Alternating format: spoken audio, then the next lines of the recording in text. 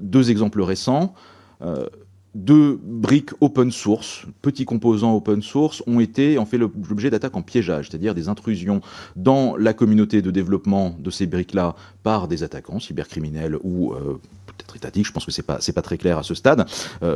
Un logiciel qui s'appelle Axios, qui est un bout de JavaScript qui permet de faire des connexions, un bout de code Python, pour rentrer dans les détails, qui s'appelle LightLLM, qui permet de faire de l'intelligence artificielle. Des attaquants ont modifié à la source le code de ces logiciels. Donc on s'en est rendu compte vite, mais même en s'en rendant compte très vite, on a un énorme problème qui n'est pas nouveau, qui consiste à retrouver toutes les réutilisations de ces bouts de code qui sont recopiés, réintégrés dans d'autres briques. Et on a cet énorme problème de traçabilité que, sans doute par atavisme alsacien, j'exprime souvent sous cette forme-là.